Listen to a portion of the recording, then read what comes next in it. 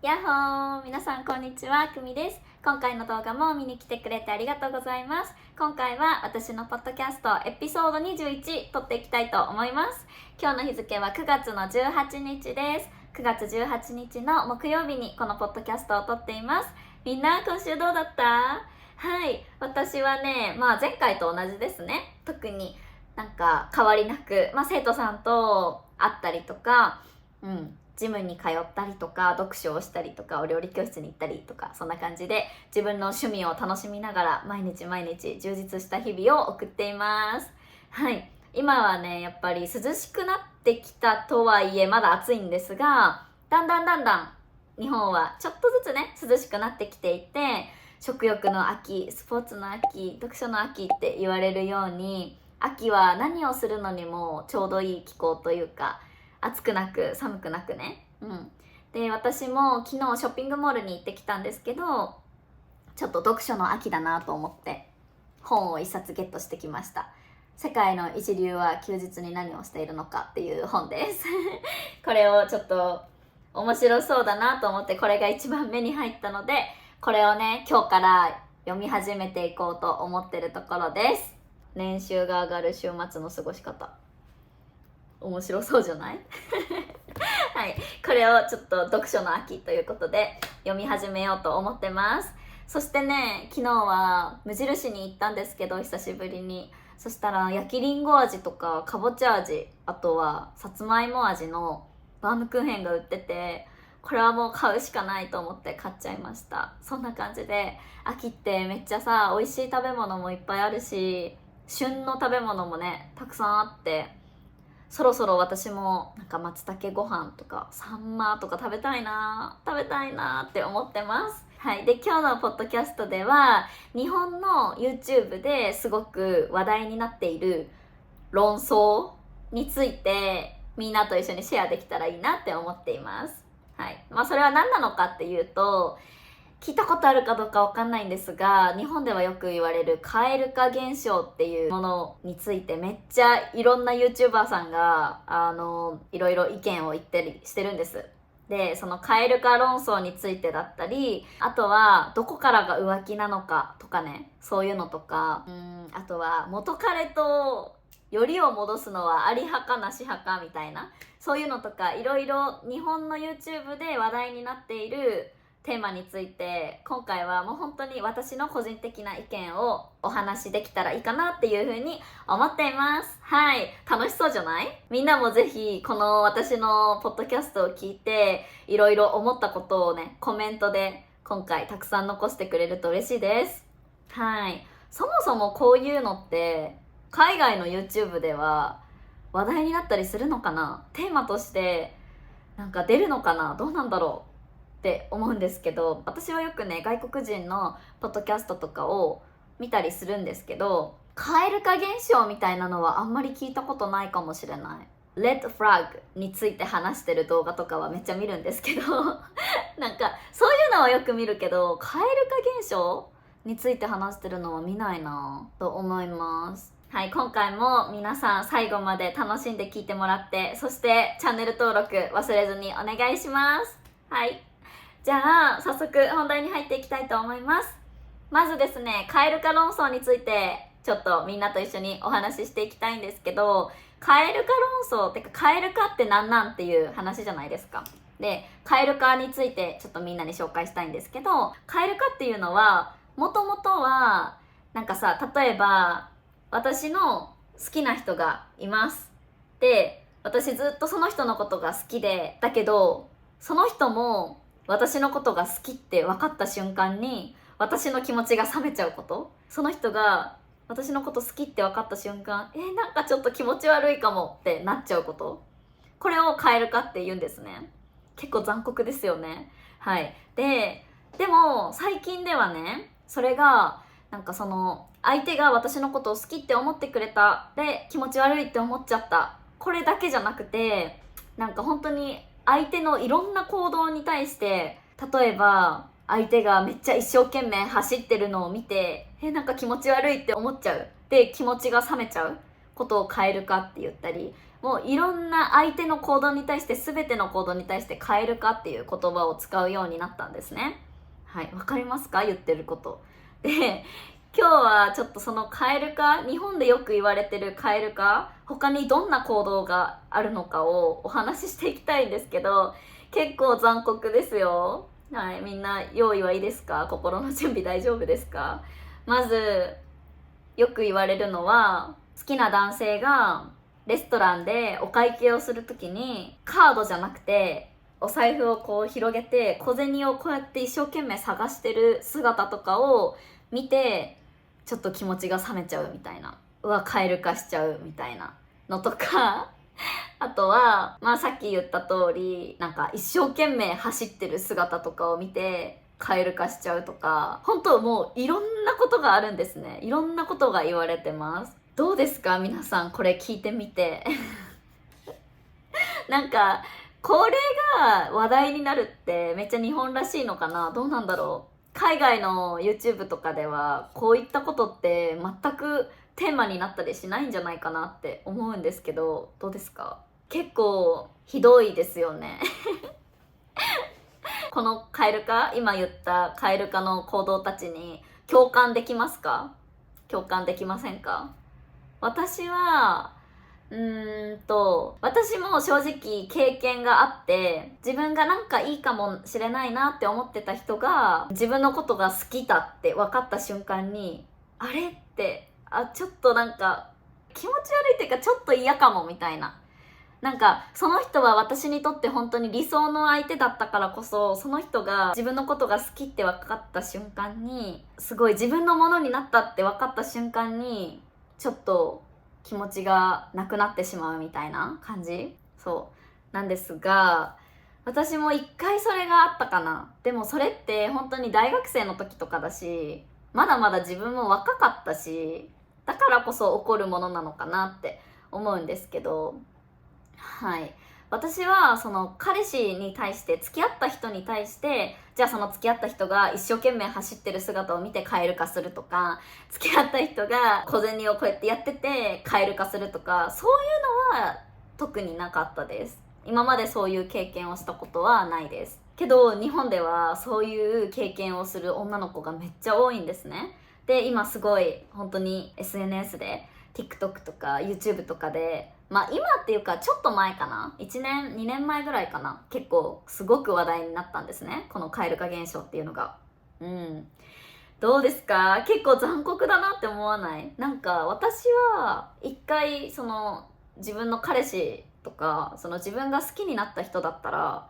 もうなんか彼氏になったら何してても可愛く思えちゃうし、その人がたとえミスをしたりとか、たとえなんかね、どんくさいことをしたとしても、どんくさいっていうのはちょっとドジなことっていう感じ、わかる？例えば普通に歩いてて何もないところでこけるみたいな、そういうのをドジとかどんくさいとか言うんですけどそういうどんくさいことをしたとしても、私は多分自分の彼氏だったら可愛い、何してるのってなっちゃうんですよ。だからそれを見て別に私はなんでみたいな感じで気持ちが冷めることとかは絶対ないです。はい、どうですか皆さんは。その蛙化っていう現象に対してどう思いますか？なんか自分の好きな人だったらさ、可愛く思うよね。自分の好きな人だったら何してても可愛いってなりませんかどうだろう。例えば他にも言われるのは、フードコートとかあるじゃん。でフードコートで例えばうどんとか注文して、こうお盆を持ってて、でその私のことを彼氏が探してる、このご飯を持った状態で、あれどこだろうって探してる、そういうのを見ただけで冷めるとか、そんな感じで本当にいろいろ言われるの。ちょっとしたことでも蛙化しちゃうみたいな。はい、めっちゃ残酷じゃない？私そんなので蛙化されたら彼氏にめっちゃ嫌なんだけどね。どうですか蛙化とか思われたら嫌なんだけど、そんなので。はい、まあでも私は別に付き合ってからは本当に全部全てが可愛らしいな、愛おしいなって思うタイプなので、別に何しててもいいんですけど、その私のことを傷つけたりする行動があったら、それはもちろんね、気持ちが冷めちゃうとかはあると思うんですけどね。はい、どうですか？これが蛙化論争です。みんなはそういう自分も蛙化したことあるなって思う人とかどうでしょうか？いますか？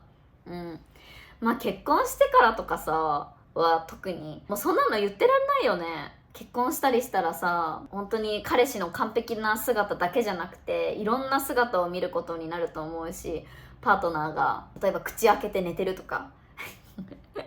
口開けてパンツ一丁で寝てますとかさ、そういう状況とかも普通に見るようになるわけじゃないですか、きっと。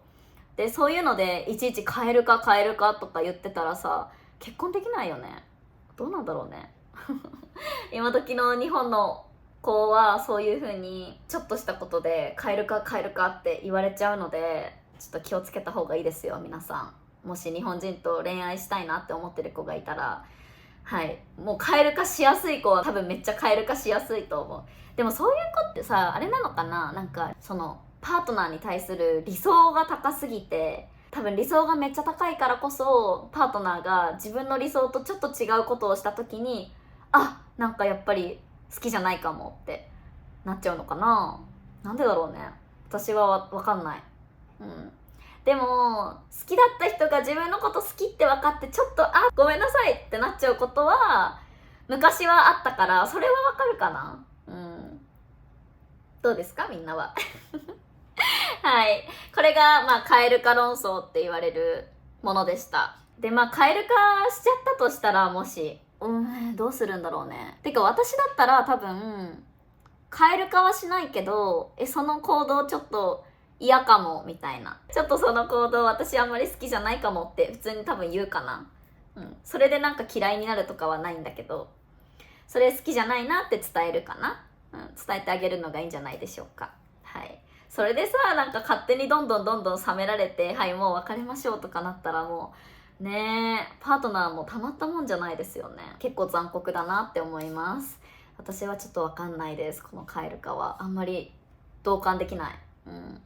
じゃあ次、浮気はどこからっていうテーマについて話していきたいと思います。これはなんか日本のインタビュー動画みたいな、TikTok とかかな、 TikTok とかショートとかそういう動画ですごいバズってる動画がありましたよね。例えば付き合ってて彼氏が夜のお店に行ってそういう行為を他の人とすることは浮気か浮気じゃないかみたいな。でその動画がめっちゃバズってて、私も結構ね実際生徒さんに何人かに聞かれたことがあるんですよね。これって本当なのみたいな、これは浮気じゃないの、日本の女の子はどう思うのみたいな聞かれたことがあるんですけど、ちょっと詳しく話すと、その彼氏が自分以外の相手と行為をすることは浮気か、それとも夜のお店に行くのは浮気じゃないのかっていう感じなんですね。で私は完全に浮気だと思います。もうそんなの論外です。論外だから、これを浮気じゃないって言える人はちょっと私は分かんないかも。でも本当人それぞれだし、そのねどこからが浮気かみたいなのってさ、私にとってはそれが浮気かもしれないけど、誰かにとっては浮気じゃないって考える人もいるわけじゃん。それは別にいいんですよ、人それぞれなので。だからそれが間違ってるとかは私は言わないんですけど、その人にとって浮気じゃなくてもその人のパートナーにとってそれが浮気なんだったら、それは問題ですよね。付き合ってるっていう状況において片方の人は浮気と思ってるけど片方の人が浮気じゃないと思ってる、だからやってもいいと思ってるっていうのは問題だなって思います。それはもうほんとカップルの問題なので、どこからが浮気かっていうのをちゃんとしっかり話し合ってもらってお互いのなんか気持ちをリスペクトするべきだし、付き合ってるっていう状況なんだったらやっぱりそのパートナーの気持ちを尊重するべきだと思うので、パートナーが嫌だって思うんだったらそれはするべきじゃないし、パートナーが別にそれは浮気じゃないと思うからいいよって言うんだったら別にいいんじゃないって感じですよね。どうですか、皆さんはどう思いますか人それぞれね、これはどこからが浮気かとかはあると思うんですけど、私が感じるのはそのなんだろうな、そういう行動があったから浮気っていうのはもちろんなんですけど、もう普通に気持ちが自分じゃない誰か他の人の方に向いてる時点でもう結構浮気というか自分のことを一番に大切に思ってくれてないんだなっていうのを感じた時点で浮気かなと思うかな。かなと思います。だからもし私のパートナーが私じゃなくて他の誰かに気持ちがもう傾いちゃってるんだったら、それは浮気とは言わないけど浮気とは言えないかもな。どうだろう、難しい、難しい、どうだろうね。でももうその気持ちが私から離れてる時点で嫌かも。もうじゃあ別れた方がいいってなるかもしれないけど、その何か決定的な行動があったんだったらもう完全にそれは浮気と言います、私は。でもそれがさ、例えば女の子の本当に仲のいい友達で、例えばね、その友達と一緒になんか2人でカフェに行くとか夜ご飯を食べに行くとかは全然私は浮気だとは思わないです。なんかその恋愛感情がそこに入ってないんだったら、別に女の子の友達と2人きりでご飯を食べに行くとかは私は全然いいよって、何もそこに対して浮気だとは思わないです。そこに対してその感情が乗っかっちゃってるんだったらね、この人いいな、この人と付き合いたいなとか、そういう感情があるんだったらそれは浮気かもしれない。どうだろうわかりましたか、私の言いたいこと。だから行動をした時点で絶対にアウトなんですけど、そういうスキンシップとかがあった時点でもう私は完全に浮気だとは思うんですけど、それがなかったとしてもその気持ちが私から離れちゃってるんだったら浮気かなと思います。私なんかその状態で私とずっと付き合い続けられても嫌だしね、私も嫌だから、それだったら別れた方がいいかなって思います。私のことをもっと大切にしてくれる人を探します、私は。人によって違いますね。はい。私は今まで何人かお付き合いをしたことっていうのはあるんですけど、なんか浮気をされた経験っていうのは正直ないと思ってます。私が知らないだけかもしれないけどね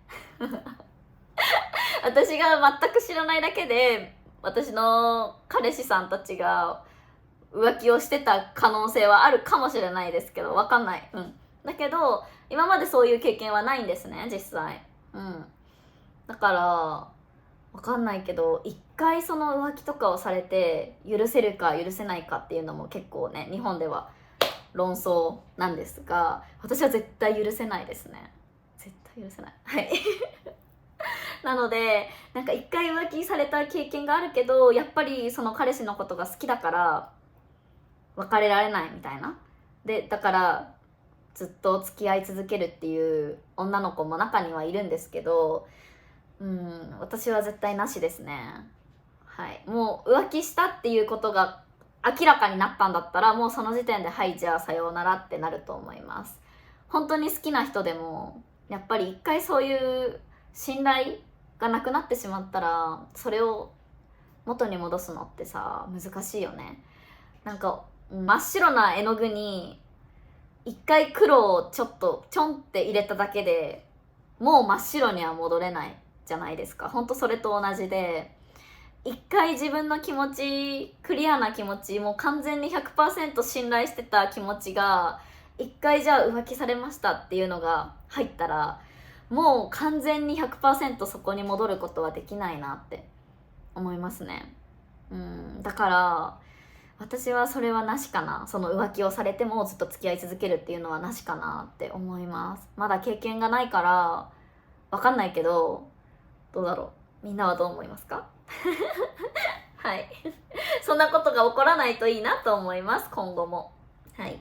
じゃあ次のテーマはね、よりを戻すのはありかなしかです。よりを戻すっていうのは、その一回付き合っててで別れたけどもう一回復縁する、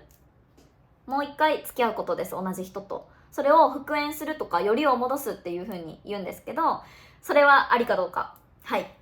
私は実際元彼さんたちとよりを戻したことはないです。はい。復縁するっていう選択は今までになかったです。でもそれって別にそういうチャンスがなかったというか、なんか一回別れた人ともう一回またどこかで出会っていい感じになってもう一回付き合わないみたいな感じの状況になったことがないから、だから私はないだけなんだけど、どうなんだろうね。なんかもし本当に大好きな人と別れちゃって、でもその別れた原因がお互い何か問題があって別れたとかじゃなくてさ、ただただもう今がタイミングじゃなかったみたいな、今じゃない、お互い本当に好きだけど今一緒になるのは違うみたいな原因で別れたんだったら、もしかしたらよりを戻すのってありなのかなって思いますけど、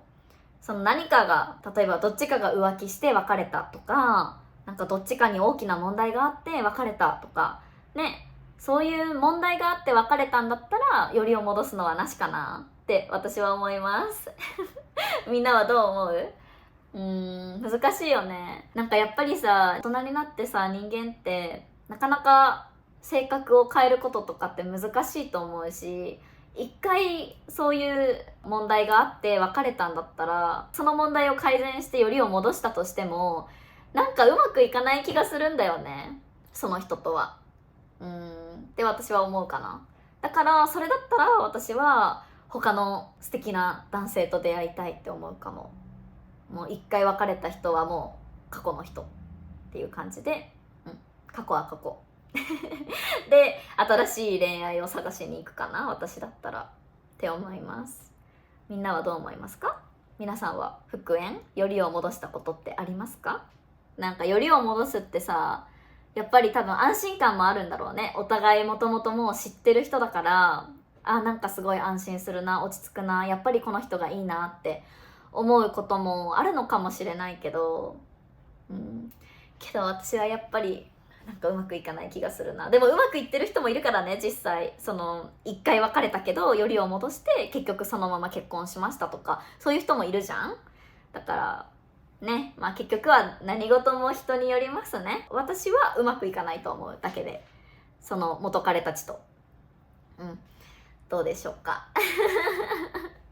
はい、今回は結構赤裸々に恋愛について私の意見を話してみましたが、どうだったでしょうか。はい、日本では本当に今回私が話したような蛙化についてだったり、その浮気はどこからっていうことについてだったり、元彼とよりを戻すのはありかなしかみたいな、そういうテーマについてよく YouTuber さんとかがね、いろんな意見を言ったりとか、いろいろ口論したりしてるんですね。はい、で今回はちょっとみんなにそれをシェアできたらいいなと思ってお話ししてみました。皆さんの意見はどうでしょうかはい、みんなも蛙化した経験とか、元彼や元カノさんとよりを戻したでうまくいったっていう経験とか、浮気はどこからだと思うっていうね、なんか意見とかがあったらぜひ聞かせてほしいです。なんか恋愛ってほんと難しいよね。なんでこんなに難しいんでしょうね。はい、本当にうまくいかないし、タイミングとかもすごく大切だと思うし、好きっていう気持ちだけじゃやっていけないことだってあると思うんですよ。はい、でもやっぱりそれでもね、なんか自分にとってめちゃめちゃこの人と一緒にいたいなって思うような誰かを人生でね、たった一人の人を見つけれたらすごく幸せなことだと思うし、この人を見つけるために多分今までのいろんな失敗とかいろんな経験とかがあると思うんですよね。はい、私も今まですごくたくさんいろんな経験をしたし、いろんな失敗もしてきたし、もちろん大学生の時とかね、私も若かったからいろんな失敗をしたんですけど、それが結局やっぱり今の自分の恋愛の価値観にもつながってるし、だからこそ今本当に素敵な人とお付き合いができてるって思うから、そうだからやっぱり恋愛ってすごく経験することが大切だなって思いました。経験が少ないから多分蛙化とかも起きちゃうんじゃないかな。どうだろうねはい、そんな感じです今日はちょっといろいろ恋愛に関してお話できたので、皆さん気に入ってくれると嬉しいです。そしてみんなの意見もぜひコメントで聞かせてください。はい、じゃあ今回の動画もいいなと思ったらグッドボタンとチャンネル登録とコメントを残してくれると嬉しいです。はい、また次の動画でお会いしましょう。バイバイ。